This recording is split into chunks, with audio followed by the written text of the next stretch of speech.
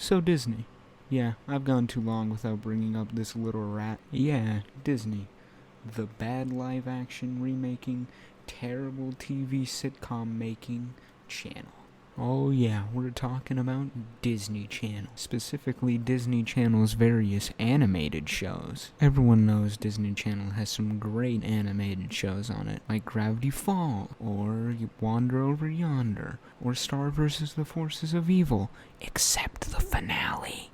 And I still stand that Wander Over Yonder getting cancelled was some absolute bullshit. But we're not talking about the absolute rage that Wander Over Yonder's cancellation gives me. Today we're talking about a show made by one Dana Terrace. A show originally pitched to Disney about an old lady living in a world where monsters and demons and magic are real. But then Disney informed Dana that small children probably wouldn't get enjoyment out of the show because it was about an old lady. So Dana decided to change the plot to where it was about a nerdy teenage girl who gets lost in a strange world where monsters and demons and magic are real. What's the name of that show? Who the fuck am I kidding? You probably already read the title. It's The Owl House. The Owl House has been getting non-stop praise and constant discussion, talking about its amazing representation of people of color, its amazing representation of LGBTQ plus people. So, is The Owl House worth all the hype? Yeah, I guess so. And I'm gonna tell you exactly why on this new episode of The True Critique of The Owl House. Season 1. But it's been getting so lonely here in the White Void, and I think I should phone a friend, call someone up. And I was doing all that demon research last episode, so who should I call? I know. Said the real is the album the yellow but the lose is we next one was out.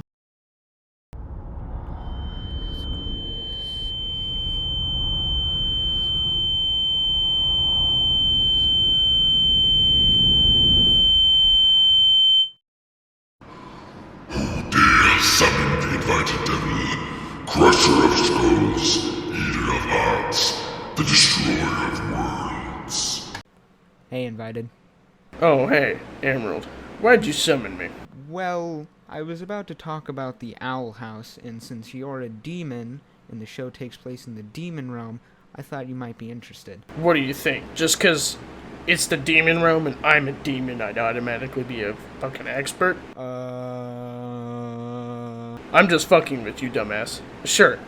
I'll talk about Hootie and Jeff Bezos with you. Alright, so, you do that while I just wait in the other room. Good luck. Wait, fuck. God damn it.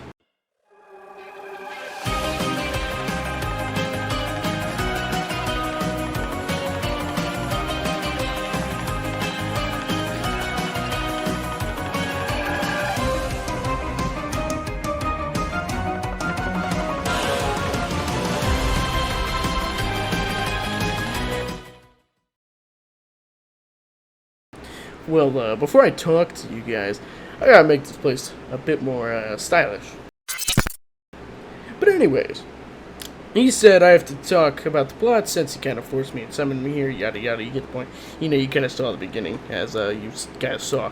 But nonetheless, I agreed to make this video with him, so let's get on with it. Follow my Twitch, by the by, you won't be disappointed.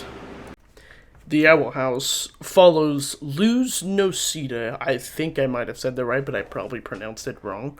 An eccentric teen girl who likes reading manga, watching anime, and unleashing snakes upon fellow students, who's originally actually not accepted by Disney, by the way, because they said, oh, this is, because, it originally wasn't actually the Luz. It was originally just the old lady, Ida, but Disney didn't accept that, so she changed it to a nerdy teenager. But, anyways, since that's not seen as, acceptable behavior in human society, nowadays at least, unfortunately, she's forced to go to a summer camp that's supposed to, quote-unquote, fix her behavior. But before she gets on the bus, some little owl shit steals her book, and Luz chases them through a strange door that leads to another dimension, obviously. That's kind of how the show started. She then meets Ida, the owl lady. You'll find out why she's called that in a sec, don't you worry. She sells human items, even though she has no idea what they are or if they're any good. She's just a businesswoman. She also takes Luz to the owl house. Hey, that's the name of the show. Where she meets the king of demons. Yeah, he's like the size of an infant with a high-pitched voice. He's also voiced by the same person who voices Bill Cipher, Alex Hirsch. I've got some children I need to make into corpses! Luz then agrees to help them out from getting stuff from the Conformatorium, a place where all weirdos and deformed people are kept. After she helps out, she decides to stay on the Boiling Isles instead of at summer camp and lies to her mom. And later in the story, there's actually another plot point with that, where there's a fake Luz in the real world. Now, let's skip forward a bit. So, Luz gets scammed by the wizard she makes friends with, and an enemy at a wizard school, and eventually discovers why Ida is cursed to become an owl beast. See, I told you why her name would come into play later. Anyway, Ida needs to drink elixirs to stop it, but soon she finds out they won't work anymore, because, well, they're stupid. And eventually, after a failed attempt from Luz to try and steal something to heal Ida, Luz gets captured by Lilith, and after Ida tries to save Luz, Ida gets overtaken by the curse, and then gets captured by Lilith. And Lilith thinks that Jeff Bezos will heal Ida, which, by the way, is really fucking stupid of her to think. And personally, I don't. Her character's not my favorite. But, anyways, so Bezos doesn't heal Ida, obviously, as the expected turn of events, and tries to turn Ida into stone instead. Luz eventually breaks into the Emperor's castle, teams up with Lilith, fights Jeff Bezos and Amazon, and the portal to the human realm gets destroyed, which is not very good. Then Lilith casts a spell that makes both Ida and Lilith share the curse, and both of them lose their magic. So now, Luz has to teach them like those paper spells, which doesn't go well at first. So, what did I think of the plot? Well, personally, I thought it was a pretty good plot. At first I wasn't very interested in it, but then later in the show I started liking it. Actually, Emerald is the person who showed me the plot in the first place. I thought it was pretty good. I enjoyed Jeff Bezos. He's probably one of my favorites, especially seeing his face and everything was kind of badass, and like figuring out he's a human. I thought that was pretty cool. But anyways, Emerald's gonna tell you about the characters. Where's that little shit anyway? I was wrong the whole time. That's no Snaggleback. That creature is...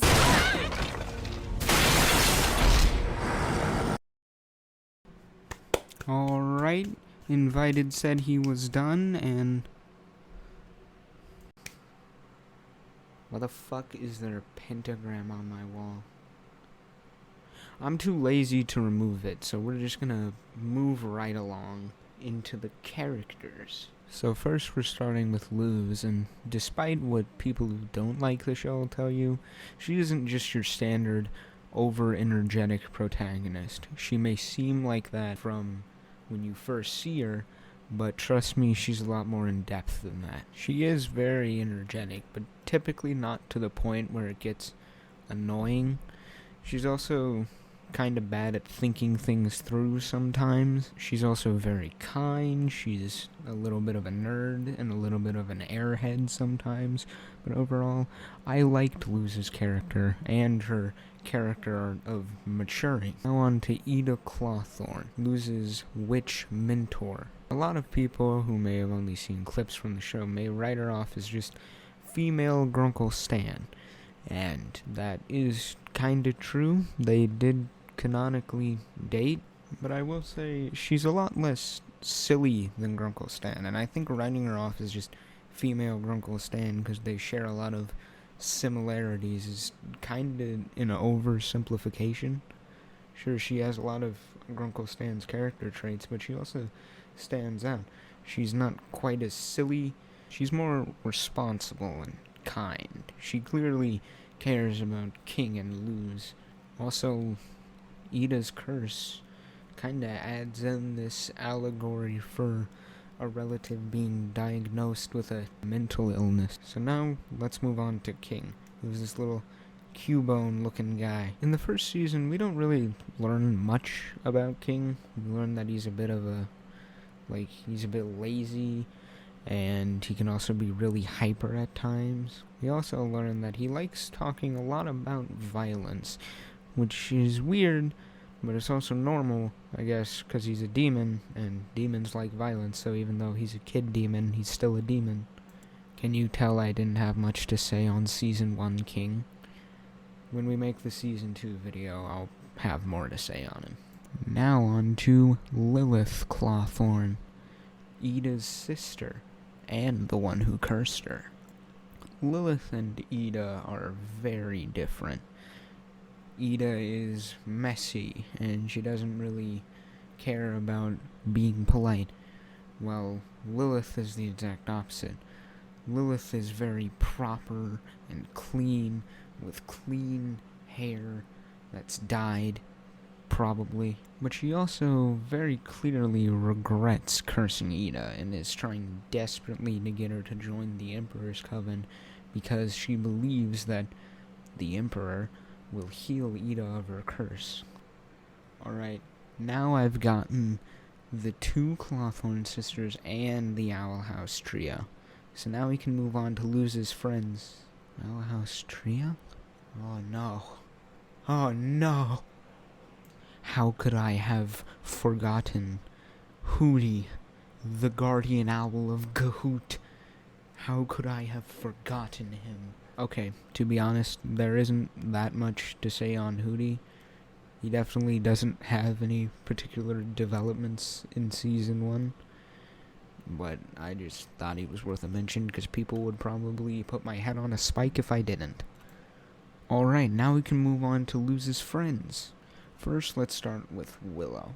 Willow is shown to be very powerful with plant magic, and also be a bit more of a bookworm. You know, a book nerd. Willow's development follows her friendship with Amity, and pretty much trying to, you know, make things up between Amity and Willow. We'll get to Amity in a minute, just you wait. But first we gotta talk about Augustus. Augustus is a very smart kid. So smart that I'm pretty sure he got moved up some grades. I think they say that in the show. Obviously, a lot of Luz's friends are smart, but Augustus was smart enough to be moved up grades. He also is shown to have an appreciation for human technology and human relics. You can't see them, but I'm putting up quotation marks, and I'm probably putting a big word that says relics with quotation marks, because they're not relics, they're just shit we still use. He loves human things so much that he even has a Human Appreciation Society club, which is pretty epic. I don't think we're that interesting, but alright. Go off, Augustus. Yes, I know they call him Gus. I'm calling him Augustus because I think it's funny for some reason. Now on to Amity. Amity Blight starts off seemingly as your stereotypical bully, rich kid. You know, she's super mean and sarcastic to Willow. She's always acting snarky and goes crazy when she doesn't get to be top student anymore. But they change it from Amity being this stereotypical bully to actually getting a accurate representation of what bullies are like. And slowly throughout the season, we see Luz and Amity develop their friendship, which eventually, for Amity, at least in Season 1, becomes a bit more than friendship. But now, we can talk about the villain of the series, Emperor Belos. Emperor Belos was very surprising for me, pretty much because of the way he spoke. When I saw the images of Emperor Belos that were put online and were in the trailer, I assumed he was going to have this deep voice, that he was going to sound like the Lich, but I actually think the voice they got for him was more fitting. It sounds prim and proper. He sounds so calculated, and of course he sounds fancy. And it's still a for debate if he's human or not, considering the fact we never see him cast a fucking spell in his life. But Belos is a very threatening antagonist. He's actually also an interesting antagonist, because he makes you, like, wonder, is this guy human? Why isn't he casting any spells? Why is he so mean to wild witches? Why is he very clearly lying about what the Titan says a lot of the time? But, overall, what did I think of the characters? I thought they were pretty good. There were no characters that I downright hated. I enjoyed all of them, albeit I didn't bring up all of the characters who have significance. I did enjoy them.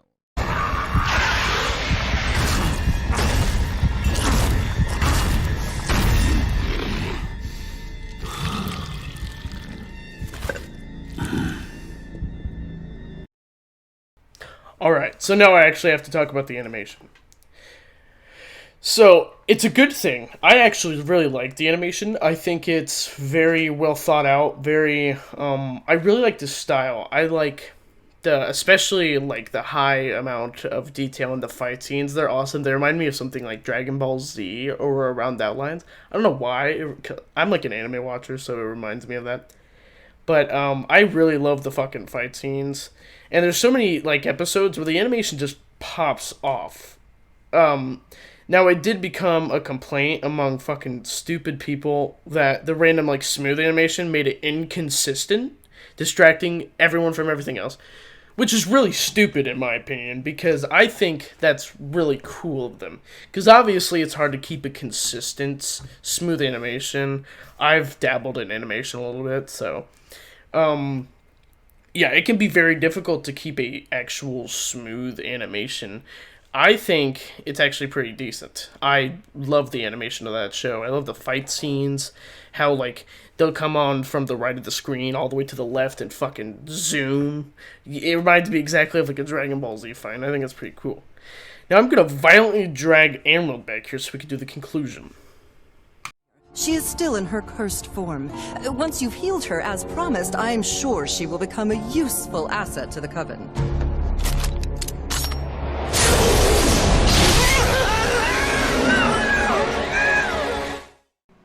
So Invited brought me back here for the conclusion. So what do you think of the Owl House overall? I think it was pretty great.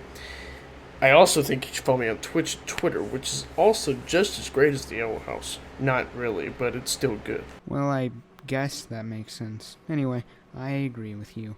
It's pretty great, and I recommend it to you all. Yeah, I'd recommend it to you too. Now, I've got to get back to hell before my friends play my copy of Doom and have nightmares about Doomslayer again. See ya.